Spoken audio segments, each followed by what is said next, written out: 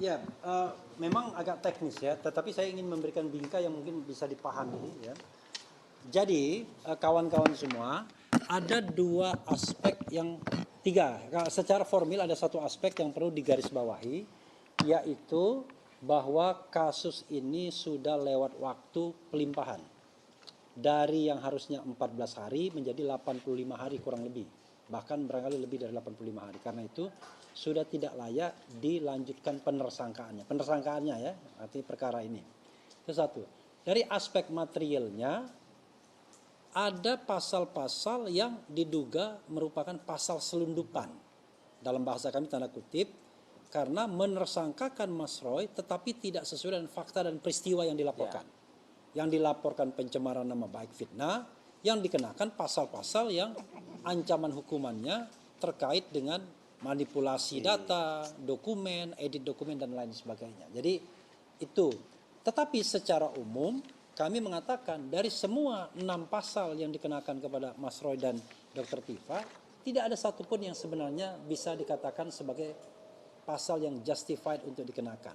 Karena itu pasal 310 Undang-Undang KUHP yang lama, 311 KUHP yang lama, yang kemudian bermimikri menjadi pasal 433 dan 434, kemudian pasal 27A Undang-Undang ITE, pasal 28 ayat 2 Undang-Undang ITE, pasal 32 ayat 1 Undang-Undang ITE, dan pasal 35, itu adalah pasal-pasal yang seharusnya tidak bisa dikenakan untuk statement yang dikeluarkan oleh baik Dr. Tifa maupun Mas Roy soal keaslian ijazah Pak Jokowi.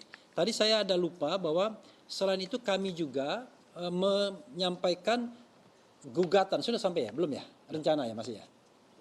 Sudah. Oke. Kami akan menyampaikan gugatan atau istilahnya permohonan ya kepada Komisi Informasi Pusat mengenai 709 dokumen yang disita oleh Polda Metro Jaya, diantaranya 505 dari UGM, dan kami ingin minta daftarnya.